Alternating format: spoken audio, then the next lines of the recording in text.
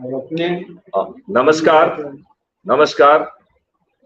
जय गुरुदेव जी की भविष्यवाणियों के संबंध में अभी चर्चा होने वाली है और हमारे साथ जय गुरुदेव मिशन के जूटधारी और जय गुरुदेव मिशन के अध्यक्ष, राष्ट्रीय अध्यक्ष श्री अशोक शर्मा जी हमारे साथ उपस्थित हैं। मैं अशोक शर्मा जी से जय गुरुदेव जी की व्यवस्था परिवर्तन की भविष्यवाणियों के ऊपर प्रकाश डालने के लिए अनुरोध करेंगे।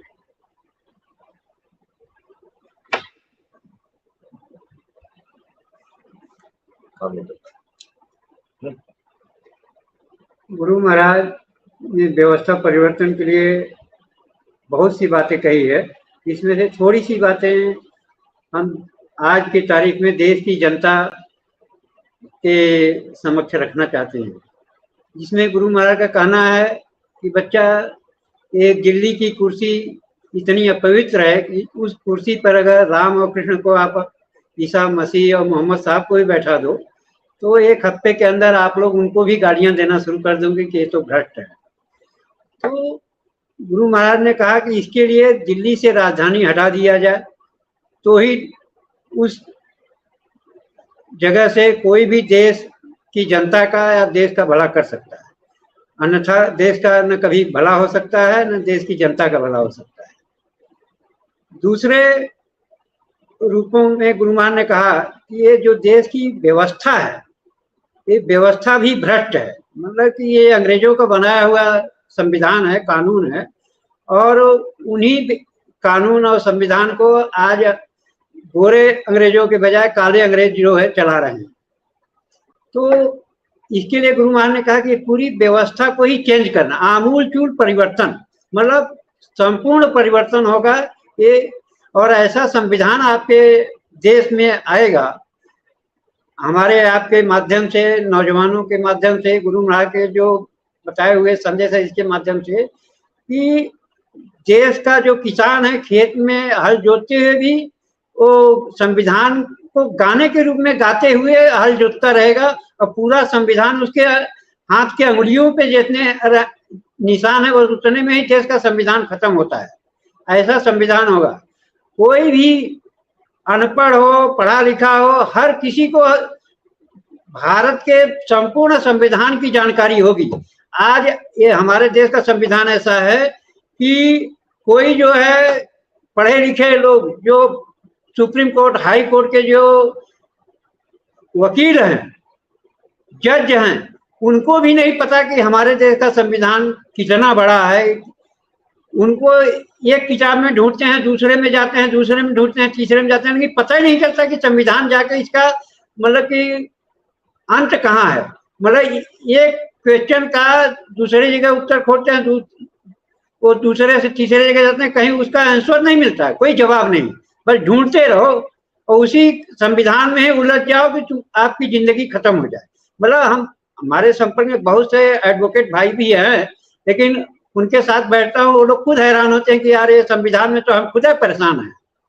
तो अब सोचिए, जब जिनको न्याय दिलाने का जिम्मेदारी दिया गया वह नहीं समझ पा रहे तो आम आदमी क्या समझेगा। इसलिए बाबा जी ने कहा कि संविधान ऐसा हो जो हर कोई समझता हो। ऐसा संविधान हो जाएगा, बस थोड़ा सा आप लोगों को ईमानदारी, मेहनत के साथ में केवल अपने विचार को हमारे लोगों के साथ जोड़िए। केवल वैचारिक क्रांति होगी, इसमें किसी का कोई खून खराबा नहीं, कोई धरना प्रदर्शन नहीं, कोई तोड़ फोड़ आंदोलन नहीं। बस अपने विचारों को किसी भी पार्टी को जो है साथ न देते हुए हमारे लोगों के साथ में जुड़ जाइए। जैसे कि हमारे पड़ोस बगल में मैथिली शरण जी बैठे हैं, ये भी भ्रष्टाचार मुक्त, क्राइम फ्री भारत मिशन चला रहे हैं। हम और आप साहब मिल करके एक अच्छे भारत का निर्माण करने की कोशिश कर रहे हैं, जो हमारे देश को विश्व गुरु बनाने की दिशा में लेके जा रहा है। और आगे चल के बहुत जल्द ही हमारा भारत जो है विश्व गुरु बनने जा रहा है। इसमें ये बड़े बड़े उद्योगपति हो चाहे राजनीतिक लोग हों, वो तो शराब मांस को बारे में सोचेंगे ही नहीं। और देश का कोई भी जो है आम आदमी भी जो है अंडा, मछली, मांस, शराब को हाथ तक नहीं लगाएगा। और ऐसा अद्भुत जो है भारत बनने जा रहा है। गुरु महाराज का कहना है कि बच्चा, हमारे देश में किसी भी चीज की कमी नहीं है। हमारी जो भारत माता है, इनकी गोद में इतने अकल्पित दौलत पड़ी हुई, इतने हीरे जवाहरात सोने चांदी मणियां सब भरी पड़ी हैं कि अगर आप लोग मेहनती ईमानदार लोग हो जाए और अच्छे लोगों का साथ दें, तो गुरु महाराज का कहना है कि हमारे देश की नारियां अपने जूतियों में भी हीरे जड़े हुए पहनेंगी। अपने आज के तारीख में कांच की चूड़ी के लिए भी हमारी बहनें तरस रही हैं, लेकिन गुरु महाराज कहते हैं कि हमारे देश की जो नारियां हैं, देवियां हैं, वो सब हाथ में जितना वजन सोने चांदी का उठा सकती हैं, उतने वजन की सोने चांदी के गहने पहन के चलेंगी। ऐसा अद्भुत हमारा भारत होगा। लेकिन उसके लिए हम सबको मेहनत ईमानदारी के साथ, मेहनत और ईमानदारी सबसे जरूरी चीज है। तो इसके लिए हम लोग जो है मेहनत ईमानदारी को कायम रखते हुए और एक अच्छे समाज के निर्माण के लिए, भारत को विश्व गुरु बनाने के लिए, ये देश के निर्माण में हम सब एक साथ जुड़ करके मैथिली शरण जी के साथ एक नए भारत का जो है निर्माण करें।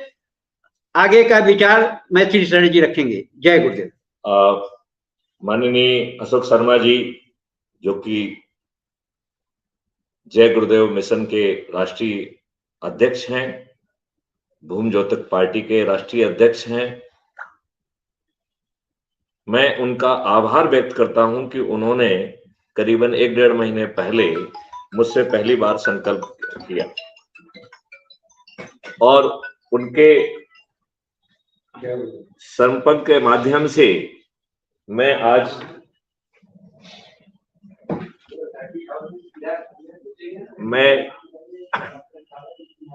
आज जो है जय गुरुदेव मिशन से जुड़ा हुआ हूं। मुझे जय गुरुदेव मिशन के 2 आयोजनों में सम्मिलित होने का भी मौका मिला है, एक इंदौर में और दूसरा वाराणसी में। जब मैं रात में सोता था तो सुबह मुझे एक भूरा भूरा जो है धुंधला धुंधला सा चेहरा दिखाई देता था, जो मुझे कुछ मार्गदर्शन देता था। मैंने उस चेहरे को कभी ठीक ढंग से पहचाना नहीं है। हमने उसे, वो धुंधला था तो इसलिए हम उसको जय गुरुदेव जी से मिलती जुलती छवि कह सकते हैं। लेकिन जब हमें इनके आयोजनों में जाने का मौका मिला तो मुझे समझ में आया कि यह जय गुरुदेव ही थे। तो जब मैंने जय गुरुदेव मिशन की भविष्यवाणियां जो माननीय अशोक शर्मा जी ने मुझसे शेयर की, जब मैं उसकी गहराई में गया तो मैं इस रहस्य को समझ पाया कि वो धुंधली धुंधली आकृति मुझसे जो करा रही थी, वो जय गुरुदेव की भविष्यवाणियों का हिस्सा था। मुझे जान के बड़ा ताज्जुब हुआ कि जो क्राइम फ्री भारत के, अपराध मुक्त भारत के जो 21 लक्ष्य हैं, उसमें आश्चर्यजनक ढंग से जय गुरुदेव जी की जितनी भी भविष्यवाणियां हैं, वहां पर वो स्पष्ट दिखाई दे रही हैं। यदि अपराध मुक्त भारत मिशन की इन 21 जो लक्ष्य हैं, जो ऑब्जेक्टिव हैं, यदि उन्हें जमीन पर उतार दिया जाएगा तो जय गुरुदेव जी की सभी भविष्यवाणियां जमीन पर अवतरित हो जाएंगी। सबसे बड़ी विडंबना इस देश पर राजनेताओं के द्वारा की गई है। और मुझे ये कहने में संकोच नहीं है कि यह राजनेता देशद्रोही हैं, अपराधी हैं, बाहुबली हैं, दल बदलू हैं और ये अपने आकाओं की कुसंस्कारित औलादें हैं। क्योंकि जिस माहौल में ये बड़ी हैं हुई हैं वह सुसंस्कारों के लिए वहां कोई स्थान ही नहीं था। यह विडंबना का विषय है कि हमारे राजनेता अच्छे व्यक्तियों को टिकट ही नहीं देते हैं। वह अपने आकाओं की कुसंस्कारित औलादों को, अपराधियों को, बाहुबलियों को, दल बदलुओं को और मौका परस्त लोगों को प्राथमिकता देते हैं। यह राजनेता इतने दुष्ट हैं कि अपने ही कार्यकर्ताओं को, जिनके कारण आज ये राजनेता के रूप में स्थापित हैं, ऐसे कर्मठ कार्यकर्ता जिन्होंने इनके आश्वासन में, इनके बातों में आकर दिग्भ्रमित होकर, अंधविश्वासी बनकर, कार्यकर्ता बनकर इनके लिए दरियां बिछाई हैं, इनके लिए कुर्सियां बिछाई हैं, लगाई हैं, इनके पोस्टर्स लगाए हैं, इनके कहने पर दूसरों के पोस्टर फाड़े हैं, दूसरों के पोस्टर पर कालिख पोती है, दूसरों के पुतले जलाए हैं, इनका महिमा मंडन किया है और दूसरों का महिमा खंडन किया है। उन्होंने इनके कहने पर जुलूस निकाले। कई प्रकरणों में तो उन्होंने पुलिस की लाठियां भी खाई। उन्होंने इनकी आम सभाओं में भाड़े की भीड़ भी इकट्ठी की। इनके पोलिंग बूथ पर ड्यूटी दी, लोगों को घर घर जाके निकाल के उन्हें पोलिंग बूथ पर ले जाकर उनसे मतदान कराकर, उनके मतदान को प्रभावित कर इन राजनेताओं को राजनेता बनाया। लेकिन यह इतने दुष्ट प्राणी हैं कि ऐसे कर्मठ कार्यकर्ताओं को नजरअंदाज करके, उनके साथ विश्वासघात करके, उनको धोखा देते हुए इन्हें लज्जा नहीं आती है जब ये टिकट उन्हें ना देकर, ये टिकट जो है अपने आकाओं की कुसंस्कारित औलादों को, अपराधियों को, बाहुबलियों को, दल बदलुओं को और मौका परस्त लोगों को देते हैं। ये अपनी घटिया नीतियों को राजनीति कहते हैं। मैं कहता हूं यह दुष्ट नीति है। क्राइम फ्री भारत मिशन ने यह निर्णय लिया है कि जय गुरुदेव की सभी भविष्यवाणियां चंद महीनों में जमीन पर अवतरित होंगी। जो संविधान है, आप में से अधिकांश लोगों को यह जानकारी ही नहीं है कि यह संविधान बाबा आंबेडकर ने नहीं बनाया है। मैं आपकी जानकारी के लिए बता दूं कि 7 सदस्यों की एक टीम ने, जिसके अगुवा जवाहरलाल नेहरू जी थे, उनके द्वारा एक ड्राफ्ट संविधान पैदा किया था। जवाहरलाल नेहरू की यह सोच का हिस्सा नहीं था कि ड्राफ्ट कमेटी बनाई जाए। उनका हिस्सा था, मैं वो अंग्रेज का नाम भूल रहा हूं, जो कि कानून का बड़ा विद्वान माना जाता है। नेहरू जी उसके माध्यम से इस ड्राफ्ट संविधान को रिफाइन करना चाहते थे। जब यह बात गांधी जी के संज्ञान में आई तो उन्होंने इस बात को लेके नेहरू जी को समझाया कि ये बहुत बड़ी भूल होगी, इसकी ग्राह्यता ही नहीं रहेगी। तब जो है गांधी जी के मार्गदर्शन में एक संविधान ड्राफ्ट कमेटी बनाई गई, जिसने जो नेहरू जी का ड्राफ्ट था उसको हूबहू जो है अवतरित करने में योगदान दिया। मैं आप लोगों को इसकी फैक्चुअल विश्वसनीयता के बारे में बताना चाहूंगा यदि आज भी आप इंटरनेट पर सर्च करिए कि debate on the constitutional deliberation of draft committee, तो आपको जो है शब्द सा उसमें ड्राफ्ट कमेटी में क्या चर्चा हुई वो देखने का मौका मिलेगा, जिसमें इतना ज्यादा विवरण दिया है कि कौन सा व्यक्ति खड़ा हुआ, उसने धन्यवाद दिया, उसने ये बोला, उसने वो बोला, इस हद तक विवरण है। तो जिस ड्राफ्ट पर चर्चा हो रही थी वो ड्राफ्ट जो है माननीय अंबेडकर जी ने नहीं बनाया था, मैं ये कहना चाहता हूं। और मैं यह भी कहना चाहता हूं कि इसका 80% हिस्सा गवर्नमेंट ऑफ इंडिया एक्ट 1935 से लिया गया है। कोई भी उसे आसानी से मिलान करके देख सकता है। लिहाजा हमारा बनाया गया संविधान इस देश के साथ धोखा है। हालांकि मुझे ये कहने में कोई संकोच नहीं है कि संविधान के बहुत सारे पहलू बहुत ठीक हैं और उनके माध्यम से भी हम एक अच्छे भारत का निर्माण कर सकते हैं। संविधान में दुष्टता नहीं थी, दुष्टता आई है पीपल्स रिप्रेजेंटेटिव एक्ट 1950 और 51 में, जिसके माध्यम से धूर्त नेहरू के द्वारा एक ऐसी पार्टी सिस्टम का आगाज किया गया जो आज आप देख पा रहे हैं कि वो पॉलिटिकल पार्टियां बन गई हैं, फैमिली पार्टियां बन गई हैं, प्राइवेट कंपनियां बन गई हैं। यह लज्जा का विषय है कि इस देश में एक के बाद एक ढेर सारी पॉलिटिकल पार्टियां जन्म लेती हैं, जिनमें से उनका एक भी व्यक्ति नहीं जीतता है। यह पार्टियां 20-20, 25-25 सालों से आज एग्जिस्ट कर रही हैं और प्रतिदिन कुछ नई पार्टियां भी जन्म ले रही हैं। मैं इन पॉलिटिकल पार्टियों के नेताओं से, इनके अध्यक्षों से पूछता हूं कि आपने इन पार्टियों को जन्म क्यों दिया?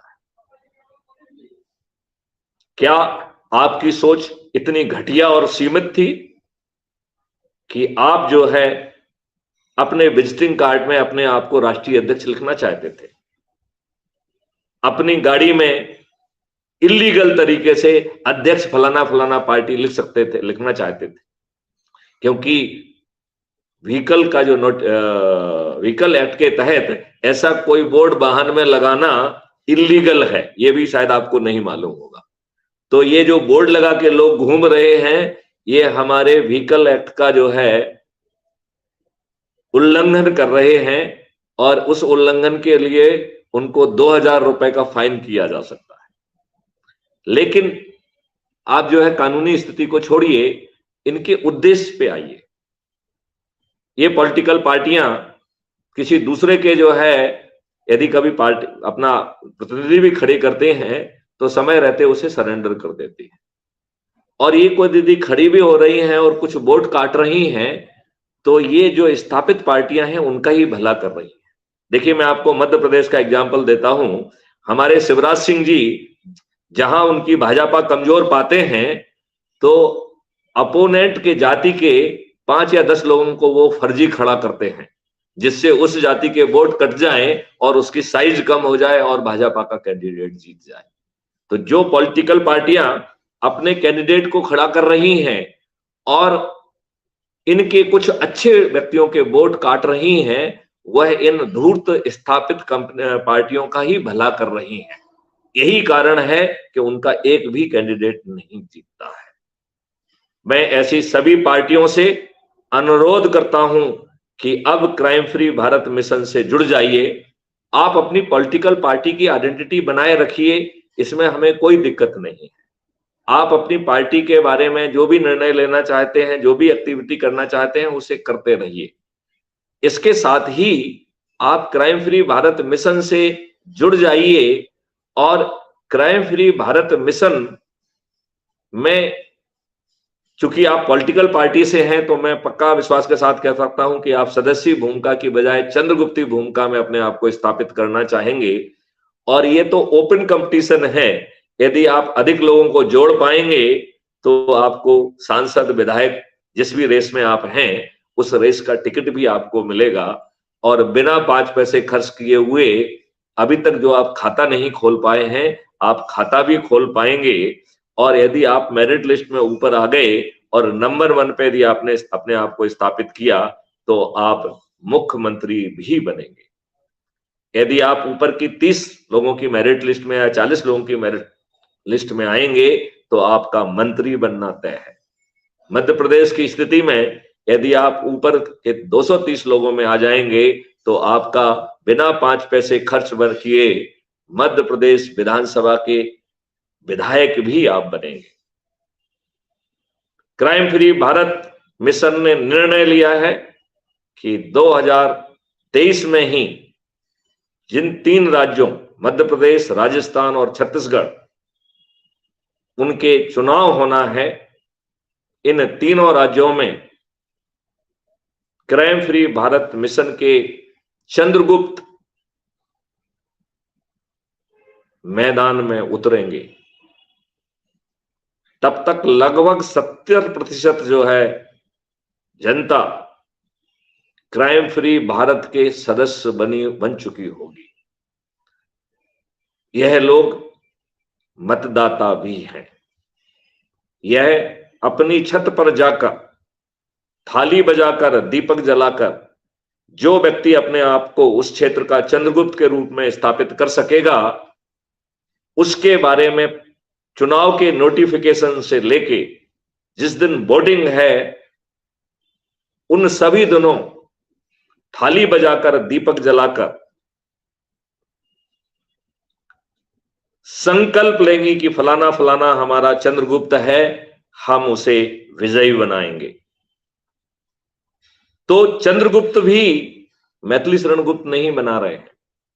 ये कोई पार्टी का टिकट नहीं है जो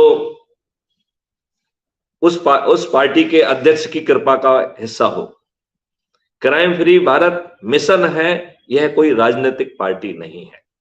लेकिन इस मिशन को बदलाव लाने के लिए, इस मिशन को बदलाव का आगाज करने के लिए, इस मिशन को जय गुरुदेव जी की व्यवस्था परिवर्तन की भविष्यवाणियों को जमीन पर उतारने के लिए कुछ करना होगा। और वह काम हमें पीपुल्स रिप्रेजेंटेटिव एक्ट 1950 और 51 के तहत जो प्रक्रिया निर्धारित की गई है उसी प्रक्रिया के तहत करना होगा। इस काम के लिए एक राजनीतिक पार्टी ने अपने समस्त हक क्राइम फ्री भारत मिशन को समर्पित कर दिए हैं। तो जो चंद्रगुप्त लोगों को जोड़ने के लिए प्रतिदिन कई संगोष्ठियों करके अधिक से अधिक लोगों को जोड़ेंगे, ऐसे 230 चंद्रगुप्तों के पास, जो कि ऊपर के 230 लोग होंगे जिन्होंने सबसे अधिक लोगों को जोड़ा होगा, यह राजनीतिक पार्टी क्राइम फ्री भारत के मिशन के अध्यक्ष के आदेश के तहत साविनय हाथ जोड़कर उन चंद्रगुप्तों के पास पहुंचेंगी। उन्हें अपने आप को चंद्रगुप्त स्थापित करने के लिए बधाई देंगी और सर्टिफिकेट देंगी, और साथ में ही यदि उनकी इच्छा होगी तो उन्हें विधायक का टिकट भी देंगे। फिर अपराध मुक्त भारत मिशन के सदस्य अपनी छत पर पहुंचकर प्रतिदिन थाली बजाकर दीपक जलाकर अपने चंद्रगुप्त के फेवर में संकल्प लेंगे कि यह मेरा चंद्रगुप्त है जो भारत को अपराध मुक्त करेगा, जो भारत को भ्रष्टाचार मुक्त करेगा, जो 21 लक्ष्यों सहित क्राइम फ्री भारत की और जय गुरुदेव जी की जो भविष्यवाणियां हैं उनको जमीन पर उतारेगा। यह भविष्यवाणियां इतनी बड़ी हैं कि किसी की सोच का और एहसास का हिस्सा हो ही नहीं सकते हैं। इसके तहत इन दुष्ट नेताओं ने जो अपने देशवासियों के प्रति अंग्रेजों द्वारा बनाए गए गुलामों के नियम, जो कि अंग्रेजों ने भारतीयों को, भारतीय गुलामों को उत्पीड़ित करने के लिए, उत्कंठित करने के लिए, उत्पीड़ित करने के लिए, अपमानित करने के लिए, शोषित करने के लिए और इस देश को लूटने के लिए जो कानून बनाए थे, इन दुष्ट राजनेताओं को लज्जा नहीं आती है कि अपने देशवासियों पर वो सभी कानून आज भी लादे हुए हैं। हमारे माननीय प्रधानमंत्री श्री नरेंद्र मोदी जी ने लाल किले से 5 प्रण लिए थे, जिसमें दूसरा प्रण था आजादी, गुलामी के हर अंश से मुक्ति। मैं माननीय नरेंद्र मोदी जी से पूछता हूं कि उन्होंने आतताई आक्रमणकारियों, जिन्हें कि पूर्व जो है शासनों के द्वारा महिमा मंडित किया गया था, जिसमें देश का इतिहास बदलकर जो इतिहास आज हम जानते हैं वह अपूर्ण और गलत इतिहास है। मैं माननीय नरेंद्र मोदी जी का समर्थन करता हूं कि वह गलियों के, रेलवे स्टेशन के, शहरों के जो नाम इन आक्रमणकारियों, आतताइयों के, जिन्होंने भारत पर जो है अत्याचार किया है, उनके नामों से जो वो हटाने की कार्रवाई कर रहे हैं, उसे जो वो गुलामी का अंश कह रहे हैं, मैं उसकी सराहना भी करता हूं और उनका समर्थन भी करता हूं। लेकिन मैं माननीय नरेंद्र मोदी जी से पूछना चाहता हूं कि असली गुलामी की निशानी जो कानून बनाए गए थे, जिसके माध्यम से अंग्रेज भारतीयों के ऊपर जो है उत्पीड़न करते थे, उनको अपमानित करते थे, उसमें आपको गुलामी की बू नहीं आती है? आपको लज्जा आना चाहिए, आपको लज्जा आना चाहिए। जो प्रशासनिक व्यवस्था जिसके तहत मुट्ठी भर अंग्रेज भारतीय अधिकारियों का उपयोग करके कंडक्ट रूल का जो है ना सहारा लेके अपने ही भारतीयों पर उत्पीड़न कराते थे, अत्याचार कराते थे, उनको अपमानित कराते थे, उनको डंडे लगाते थे, उनको गलत मुकदमों में जो है ना अंदर बंद कर देते थे। क्या इसमें माननीय नरेंद्र मोदी को गुलामियों की बदबू नहीं आती है? मैं माननीय नरेंद्र मोदी जी से कहता हूं कि आपको लज्जा आना चाहिए। मैं भारतीय जनता पार्टी को कहता हूं कि भारतीय जनता पार्टी को लज्जा आना चाहिए। मैं आरएसएस से कहता हूं, जो अपने आप को जो है ना देश के लिए बड़ी अपनी बात कहती है, आरएसएस को लज्जा आना चाहिए यदि उसे इन नियम कानूनों में, इन गुलामी की व्यवस्था में जो आज भी हम पर थुपी हुई है, इन कंडक्ट रूल में यदि उसे गुलामी की बदबू नहीं आती है, तो मैं कहता हूं कि आपका दिमाग सड़ गया है। अब आपके पाप का घड़ा भर चुका है। मुझे लज्जा आती है भाजपा की सोच पर, मुझे लज्जा आती है नरेंद्र मोदी जी की सोच पर, जिन्होंने पीएम केयर फंड में हर देशवासी से पैसा इकट्ठा किया कोरोना के नाम पर, जबकि पीएम जो है एक फंड ऑलरेडी था। और जब जो है आरटीआई में उनसे पूछा गया कि इस फंड में कितना पैसा आया और कहां यूज किया गया, तो दुष्टतापूर्वक जवाब दिया गया कि पीएम केयर फंड एक निजी फंड है। इसका सीधा स्पष्ट संकेत मिलता है कि इस फंड में जो पैसा इकट्ठा किया गया है, उसको माननीय नरेंद्र मोदी जी ने और भाजपा ने उसका दुरुपयोग किया है। मैं उनके इस कृत्य के लिए उनकी भर्त्सना करता हूं।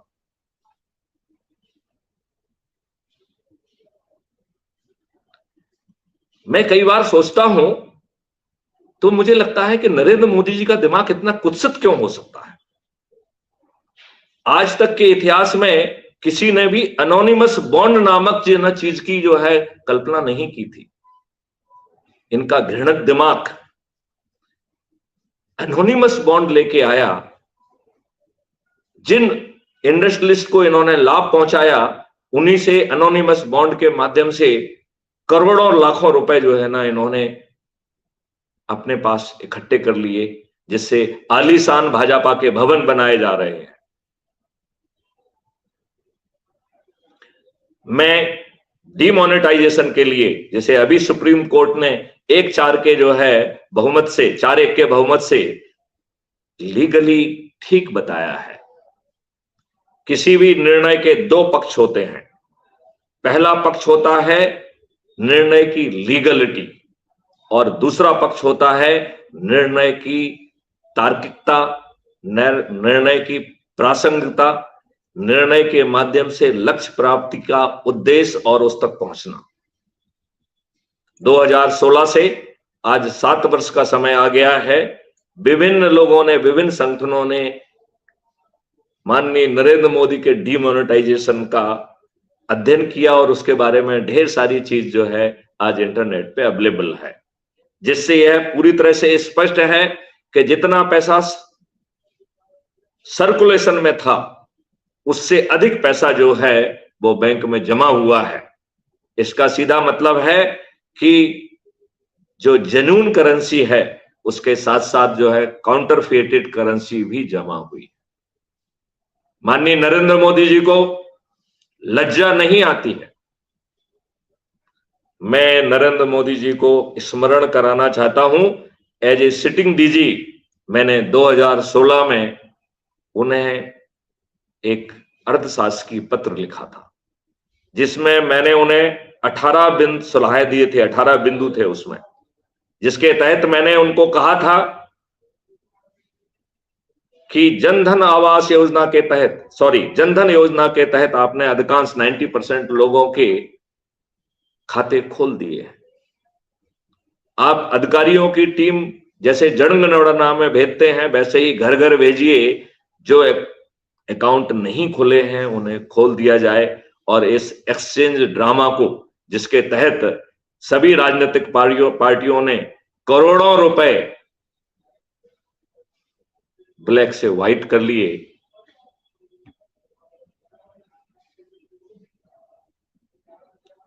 उन्हें ऐसा करने की ना तो किसी दूसरे व्यक्ति को जो है ना ब्लैक को काला, काले को ब्लैक करने का मौका मिलता, और ना ही इन राजनीतिक पार्टियों।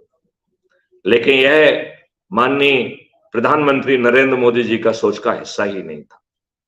इस 18 बिंदुओं में दूसरा बिंदु था कि हम मास स्केल पर क्रेडिट और डेबिट कार्ड छपवाकर, प्रिंट कराकर जितना जल्दी हो सके देशवासियों के घर पर पहुंचा दें।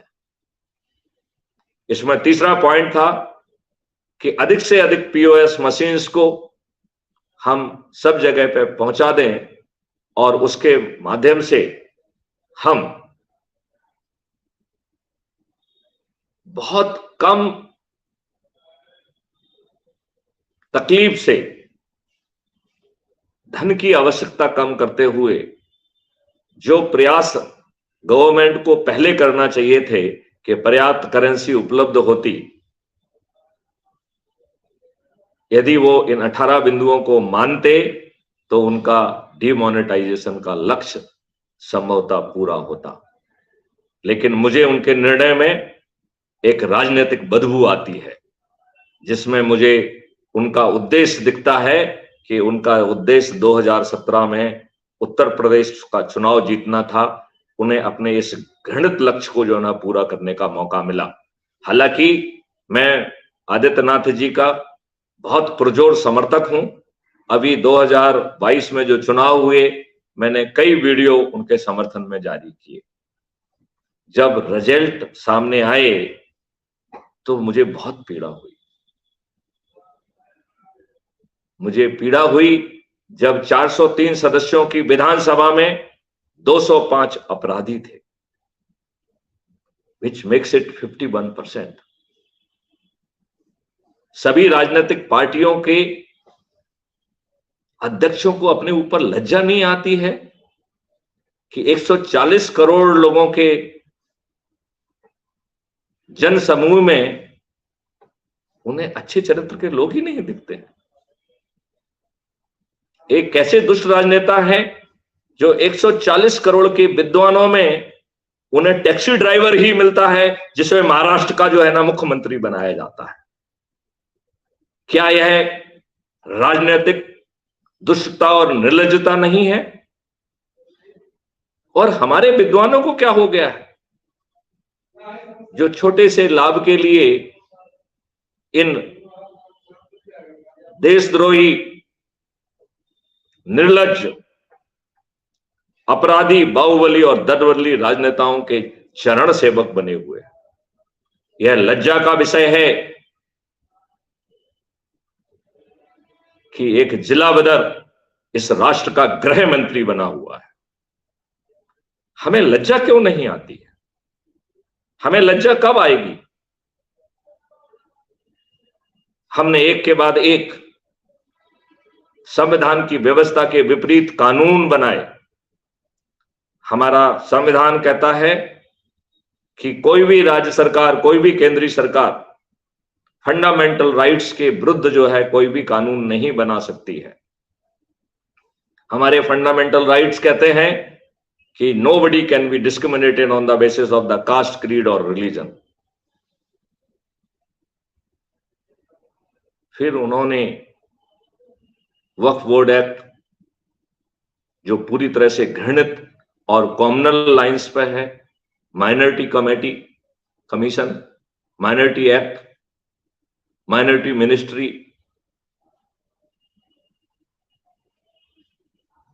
और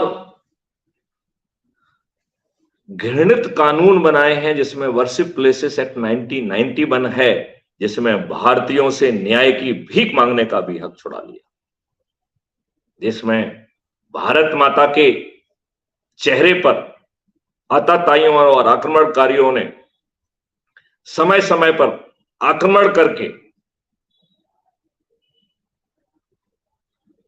हजारों और लाखों की संख्या में हत्याएं करके हमारी नारी शक्ति को बेआबरू करके और नारी शक्ति को 2-2 दीनारों में न केवल बेचा बल्कि उसके स्तूप भी लगाए, जो आज भी विद्यमान हैं और हमारे विद्वानों के और राजनेताओं के संज्ञान में है।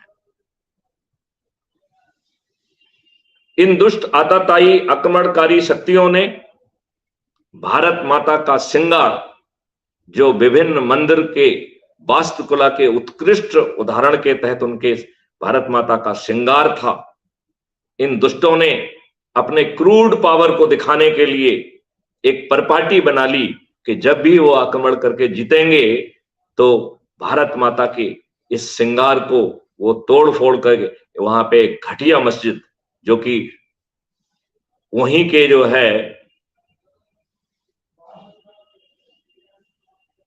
ढांचे के, वहीं के टूटे हुए ढांचे से, उसमें भी बिना पैसा खर्च किए वो खड़ा कर देंगे और एक बदसूरत जो है बिल्डिंग क्रिएट करेंगे, जो भारत माता के जो है जख्म पर कुरूप जो है दाग के रूप में स्थापित होगा। मैं वर्शिप प्लेसेस एक्ट 1991 को सबसे घृणित उदाहरण मानता हूं, जिसमें भारत माता से और भारतवासियों से कहा है, हे भारतवासियों, तू गुलाम हो, तुम्हारी माता भारत माता, जिसको इन आतताइयों और आक्रमणकारियों ने समय समय पर आपके श्रृंगार को नष्ट करते हुए जो जख्म दिए हैं, हे गुलामों की मां, तू उन जख्मों के साथ जी। वर्शिप प्लेसेस एक्ट कहता है कि भारत माता 15 अगस्त 1947 के पहले सभी आक्रमणकारी आ चुके थे, उन्होंने तुम्हें बदनुमा जख्म भी दिए और क्रूप आपकी सुंदरता को जो है क्रूपित करते हुए, आपकी सुंदरता को नष्ट करते हुए क्रूप बिल्डिंगें जो है ना वहां पे खड़ी कर दी, तो उन्हीं निशानियों के साथ जी। हमारे विद्वान कितने अच्छे हैं, मैं उनकी विद्वत्ता को सलाम करता हूं। उनकी विद्वत्ता देश के काम नहीं आती है, उनकी बुरी विद्वत्ता खुद गर्ज स्वार्थ के लिए काम आती है। उनकी सोच उनके व्यक्तिगत लाभ में, उनके परिवार के लाभ में सिमट जाती है। हमें ऐसे विद्वानों को लज्जा आना चाहिए। मैं कई बार सोचता हूं, हमें लज्जा क्यों नहीं आती है? यदि हमें लज्जा आने लगेगी, देश बदल जाएगा। यह विद्वान अपने छोटे मोटे लाभ के लिए, मलाईदार पोस्टिंग में जाकर भ्रष्टाचार करने के लिए, रिटायरमेंट के बाद जो है ना थोड़े से बेनिफिट लेने के लिए, यह इन दुष्ट राजनेताओं के चरण सेवक बने हुए। इस एक्ट के में एक दूसरा सिद्धांत प्रतिपादित किया गया कि तमाम न्यायालयों में राम जन्मभूमि को छोड़कर जितने भी अन्य पूजा स्थल के संबंध में विवाद हैं, वो इसी सिद्धांत के तहत क्लोज कर दिए जाएं। भाइयों और बहनों, आपको यह मालूम है कि आताताइयों के जितने भी आक्रमण थे वो 15 अगस्त 1947 के बहुत पहले के थे, लिहाजा वो वहां पर ऑलरेडी स्थापित थे। इसका मतलब जो मैं कह रहा हूं कि हे भारत माता, तेरे को इन आताताइयों और आक्रमणकारियों ने जो समय समय पर जख्म दिए हैं, हे गुलामों की मां, तू उन जख्मों के साथ जी। इन दुष्ट राजनेताओं ने एक और भी जो है सिद्धांत प्रतिपादित किया, और सिद्धांत ना कहें, उसे नियम कहें, क्योंकि वर्शिप प्लेसेस एक्ट का सेक्शन 4 हमारे देश के न्यायालयों से संज्ञान लेने का हक छुड़ा लेता है। मुझे लज्जा आती है माननीय नरेंद्र मोदी जी से कि वो कहते हैं कि वो वर्शिप प्लेसेस एक्ट 1991 को नहीं हटाएंगे। मैं उनसे पूछता हूं कि आप क्यों नहीं हटाएंगे? जब यह निर्लजता ऊपर के साथ भारत माता को क्रूप करती है, तो क्या जो भारत माता की जगह जगह आप स्टैच्यू बना रहे हैं वह शुद्ध ड्रामा है, लोगों को गुमराह करना है? यदि आप में थोड़ी सी भी राष्ट्रीयता होती तो आप वर्शिप प्लेसेस एक्ट 1991 को तत्काल रिपील करते। अभी भी आपके पास समय है। मैं आपका आह्वान करता हूं कि समय रहते आप वर्शिप प्लेसेस एक्ट 1991 को रिपील कर दीजिए, अन्यथा क्राइम फ्री भारत के चंद्रगुप्त 2024 में वर्शिप प्लेसेस एक्ट सहित जितने भी संविधान के विरोध में कानून बनाए गए हैं, उन सब कानूनों को जो है ना रिपील कर देंगे। अब मैं ये निर्णय आपके ऊपर सोचता हूं कि यह पुण्य काम आप अपने हाथों से करेंगे, अन्यथा क्राइम फ्री भारत मिशन अपने चंद्रगुप्तों के माध्यम से यह तो कर ही देगा। अब थोड़ी सी बात मैं अपने गुरु भाइयों को और बाकी देशवासियों को समझाना चाहूंगा कि परिवर्तित भारत कैसा होगा। परिवर्तित भारत में अपराध करने का ऑप्शन नहीं होगा, यह अपराध मुक्त भारत होगा। मैं आप लोगों से निवेदन करता हूं कि आप crime free Bharat YouTube channel को सब्सक्राइब करें। उसमें ढेर सारी डिबेट्स हैं, टेक्नोलॉजिकल सॉल्यूशंस हैं कि क्राइम फ्री भारत कैसे जो है देश को अपराध मुक्त बनाएगा, साइबर क्राइम मुक्त बनाएगा, इस देश से कैसे गुलामों की निशानी, जो गुलामों के, जो अंग्रेजों के जो नियम कानून हमारे ऊपर थुपे हुए हैं, उनमें आमूल चूल परिवर्तन कर देगा। कैसे इस देश की प्रशासनिक और जुडिशियल व्यवस्था को पारदर्शी एंड अकाउंटेबल बनाया जाएगा। उन्हें निर्णय लेने का हक होगा, बट निर्णय लेने की जिम्मेवारी को भी उसकी अकाउंटेबिलिटी, उसके जिम्मेवारी अपने ऊपर लेना होगी। यदि वो जानबूझकर किसी को लाभ पहुंचाने के लिए या अपने घटिया दृष्टिकोण के कारण या भ्रष्टाचार के कारण गलत निर्णय लेते हैं, तो प्रशासनिक दंड के साथ साथ उन्हें जिसकी क्षति होगी उसको क्षतिपूर्ति देना होगी, और क्षतिपूर्ति उनसे दुगनी वसूली जाएगी। तो जो आधी राशि है वो भारत शासन की रेवेन्यू बनेगी।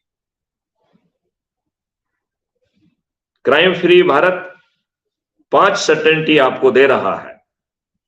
इन सर्टेनिटी के तहत आपकी बिना थाने जाए एफआईआर दर्ज होगी, और वह आज की एफआईआर की तुलना में 1000 गुना पारदर्शी होगी, जिसपे कोर्ट जो है अविश्वास करने का उसके पास कोई कारण नहीं होगा। भारतवासियों का डीएनए कुछ खराब हो गया है, तो जब भी उन्हें कोई झुंझुना मिलता है तो उसका दुरुपयोग करना उनकी पहली प्राथमिकता होती है। तो मैं अपने इस खराब मानसिकता के भारतवासियों को भी कहना चाहता हूं कि यदि धोखे से आपने झूठी रिपोर्ट कर दी तो आपका जेल में जाना तय है। लिहाजा जहां आपको आपके साथ कुछ गड़बड़ हो रहा है, उसमें आपको सर्टेनिटी के साथ आपकी एफआईआर दर्ज होगी। उसी सर्टेनिटी से यदि आप झूठी और फैब्रिकेटेड एफआईआर करेंगे तो आप जेल जाएंगे।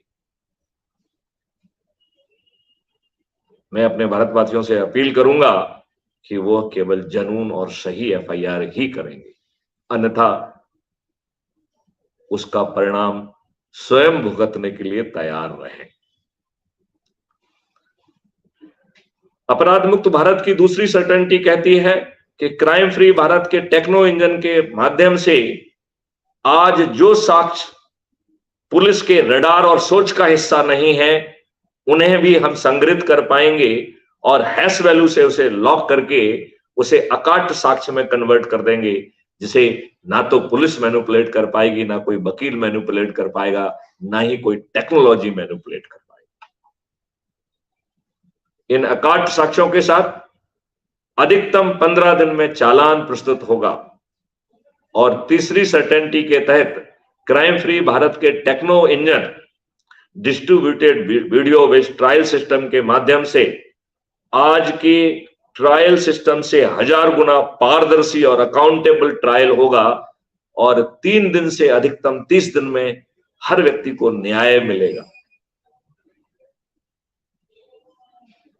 क्राइम फ्री भारत मिशन ने के राष्ट्रीय अध्यक्ष ने national police crime free Bharat के प्रोजेक्ट हेड की हैसियत से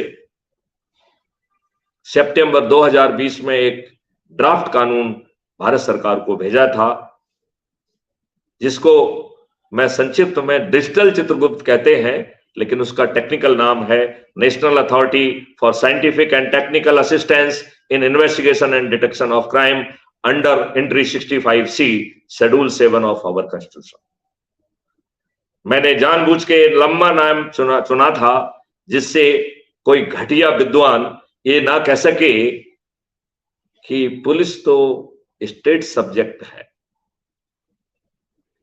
मैं केंद्र से कहता हूं कि वह एक्ट जो है जितने जल्दी वो पारित कर सकते हैं उसे पारित करें।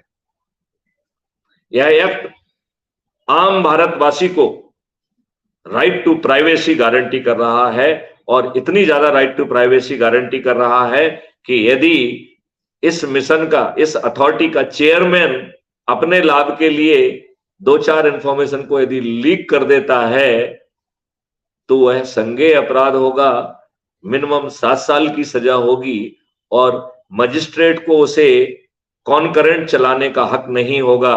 यह सजा कॉन्जिक्यूटिवली चलेगी। तो यदि उसने 4 लीकेज कर दी तो वो चेयरमैन महोदय 28 साल के लिए जेल में लॉक हो जाएंगे।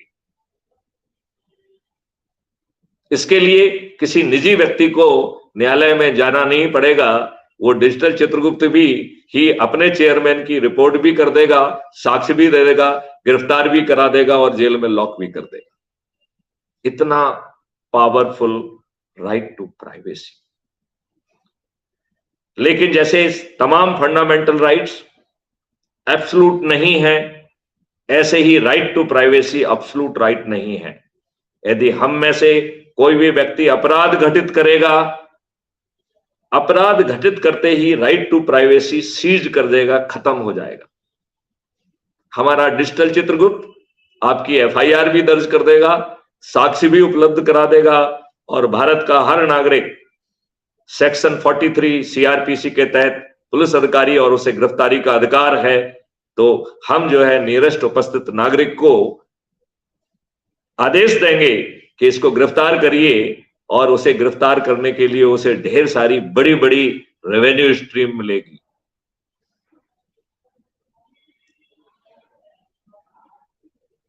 डिजिटल चित्रगुप्त के पास हर अपराधी की 360 डिग्री में जानकारी होगी।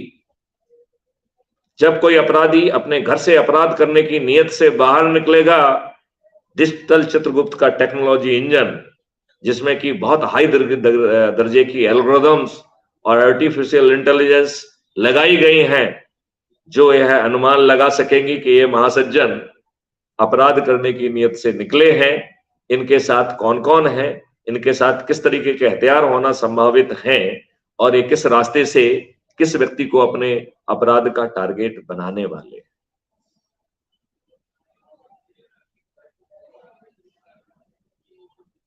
कितना पावरफुल है। इस स्मार्ट इंजन में इस डिजिटल चित्रगुप्त में इस बात की का ध्यान रखा गया है कि विकास दुबे जैसे लोग हमारे पुलिस के 8 लोगों को, या बाद में शायद कुछ और भी मर गए थे, तो 11 लोगों को, जितने भी, उनको मार नहीं सकेंगे। इस बात को मैं कहता हूं कि हर कुत्ता अपनी गली में शेर होता है, और अपराध मुक्त भारत मिशन के डिजिटल चित्रगुप्त को कुत्ते को शेर बना के पकड़ने का शौक नहीं है। लिहाजा स्मार्ट इंटरवेंशन टेक्नोलॉजी कुत्ते को कुत्ते की हैसियत से जहां पकड़ना होगा अपराध करने के पहले उसे गिरफ्तार कर लेगी। यदि डिजिटल चित्रगुप्त लोगों को दिखाने के लिए कुत्ते को शेर की हैसियत में उसकी गली में पकड़ना चाहता है, तो वो शेर की तैयारी से जाएगा और शेर की माद में शेर की जो है ना अस्थि पंजर जो है ना ठीक कर देगा। लिहाजा पूर्व अपराधी जिसने पहले अपराध किए हैं, उनके समक्ष अपराध करना का ऑप्शन खत्म हो जाएगा, क्योंकि वो अपराध करने निकलेंगे तो उसके पहले गिरफ्तार हो जाएंगे। जब हमारे डिजिटल चित्रगुप्त को हर अपराधी के बारे में 360 जानकारी है, तो फिर अपराधी को अपराधी क्यों बने रहने दिया जाए। लिहाजा अपराध मुक्त भारत की 5वीं सर्टेनिटी जो कहती है कि सभी अपराधियों को सर्टेनिटी के साथ रिहैबिलिटेट कर दिया जाएगा, लिहाजा सभी अपराधी जिम्मेवार नागरिक बन जाएंगे। लिहाजा जब अपराधी नहीं होंगे तो अपराध मुक्त भारत का जो है बनने से कोई नहीं रोक सकेगा। अभी अपराध की एक और डायमेंशन है जिसे समझना होगा। अभी तक हमने उन अपराधों की बात की है जिन्हें योजना के तहत संगठित अपराध जैसे प्रयोजन से किए गए हैं, जो किसी को योजना बनाकर आर्थिक नुकसान पहुंचाने के लिए, शारीरिक क्षति पहुंचाने के लिए किए गए हैं। लेकिन एक दूसरे तरीके के अपराध भी होते हैं जिसे हम रिएक्शनरी क्राइम कहते हैं। मैंने आपसे कुछ कहा, आपको कुछ बुरा लगा और आपने मौके पे मुझ पर ऊपर हमला कर दिया। ऐसे अपराधों को शुरू में हम नहीं रोक पाएंगे, लेकिन जैसे जैसे लोगों की श्रद्धा इस सिस्टम में बनेगी, उनकी रिएक्शन काबू में रहेगी। वो कानून अपने हाथ में नहीं लेंगे जब उन्हें मालूम है कि 3 दिन से 30 दिन के अंदर जिसने भी कानून का उल्लंघन किया है वो जेल चला जाएगा, तो कोई लोग जो है कानून अपने हाथ में नहीं लेंगे। हमारे भिंड और मुरैना क्षेत्र में रिएक्शनरी हत्याएं बहुत होती हैं, जहां पर आप एक व्यक्ति ने हत्या कर दी, उसे मालूम है कि ये न्याय तो उसे मिलने वाला नहीं है, तो वो लोग संगठित होके फिर उसके परिवार के लोगों को मारते हैं, और ये अपराध और काउंटर अपराध का दौर चलता रहता है। जाने कितने परिवार इसमें तबाह हो जाते हैं। हमारी दुष्ट व्यवस्था बहुत सारे लोगों को अपराधी बनने में विवश करती है। मध्य प्रदेश इसका सबसे बड़ा एग्जाम्पल है, जहां पर लोगों को डकैत नहीं कहा जाता था, उन्हें बागी कहा जाता था। व्यवस्था के अत्याचार के कारण व्यवस्था के विरुद्ध विद्रोह करने वाले अपराधी और डकैत नहीं कहलाते थे, वो बागी कहलाते थे, बगावत करने वाले कहलाते थे। लोग बाग उन्हें सम्मान की दृष्टि से देखते थे। हमारे क्षेत्र में ये प्रचलन था कि यदि कोई बिटिया की शादी होगी तो पहला निमंत्रण पत्र बागी को जाता था। बागी को डकैत नहीं कहा जाता था, उसे सम्मान की दृष्टि से देखा जाता था। बागी इन बेटियों को अपनी बेटियों जैसा मानते थे, और यदि वो व्यक्तिगत रूप से उपस्थित होने की कानून के दबाव में और गिरफ्तारी के भय से यदि हिम्मत नहीं कर पाते थे, तो भी उनका दहेज पहुंचाते थे। यही कारण था कि आम आदमियों को बागी में पुलिस से ज्यादा जो है श्रद्धा थी। चलिए, मेरे ख्याल से आप इस बात को सहमत हो चुके होंगे कि अपराध मुक्त भारत जहां अपराध करने का विकल्प नहीं होगा, वह अब अवतरित होने वाला है।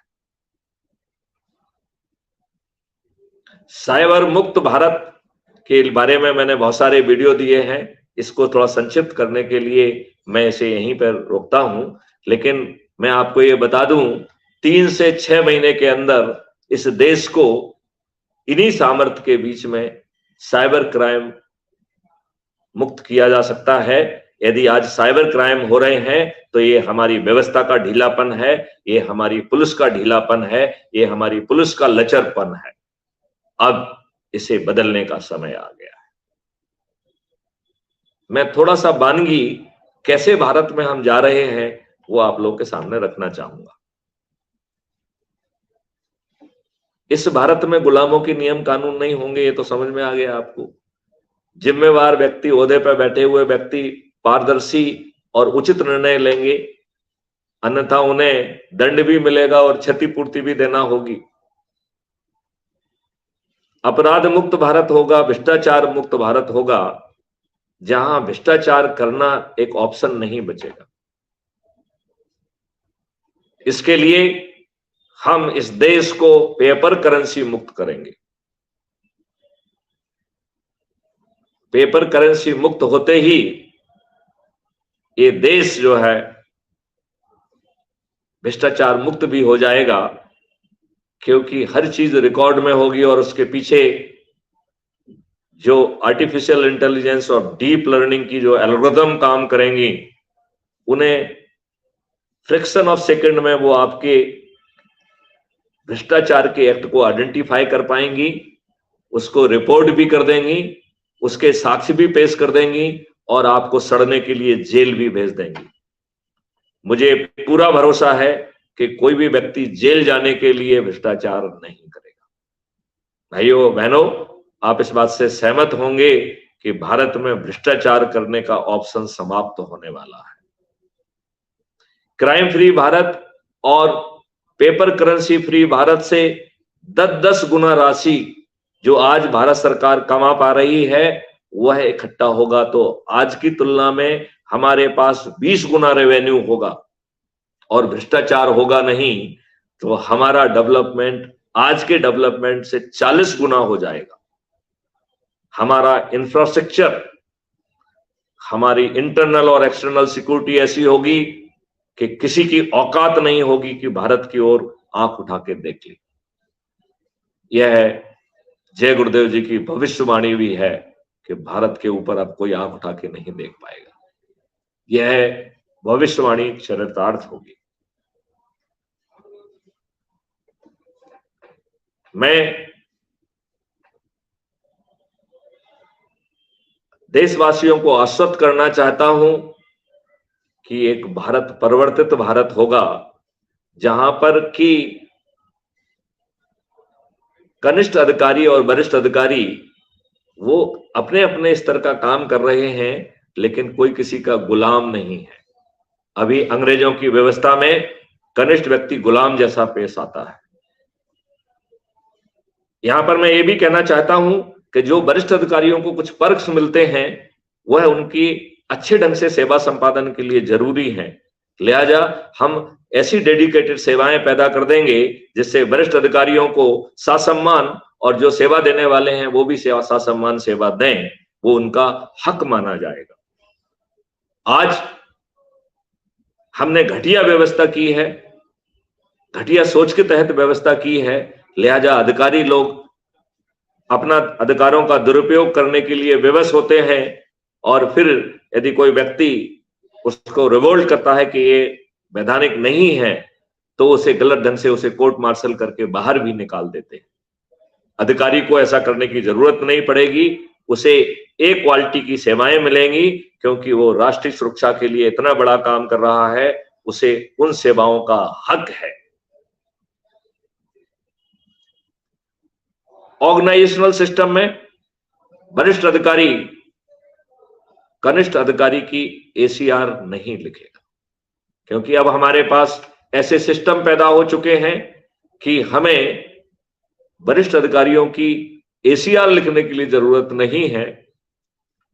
अब जो है हम जो भी काम जो है कनिष्ठ कर रहा है उसके सभी एट्रीब्यूट्स को automatically at the source capture कर पाएंगे और उस व्यक्ति का परफॉर्मेंस इंडेक्स क्रिएट हो जाएगा।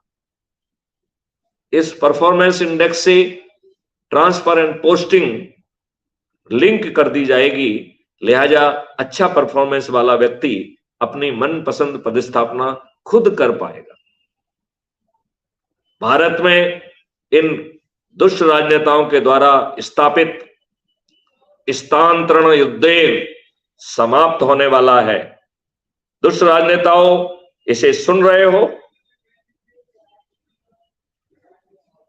मैं विद्वानों से कहता हूं, अपराध मुक्त भारत मिशन की इस आगाज को सुनो और समझो, अन्यथा आप जेल पहुंच जाएंगे।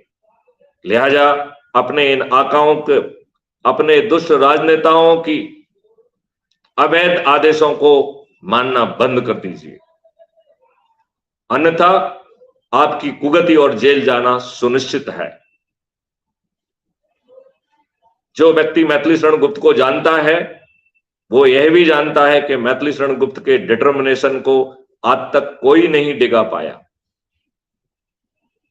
इन्हीं शब्दों के साथ मैं अपने देशवासियों का, अपने गुरु भाइयों का आह्वान करता हूं, जागिए और अपराध मुक्त भारत मिशन का हिस्सा बनिए और एक परिवर्तित भविष्य जहां पर कि किसी की चेक बाउंस नहीं होगी, कोई दिवालिया नहीं होगा, सभी निरोगी और दीर्घायु होंगे और सभी समृद्ध भी होंगे।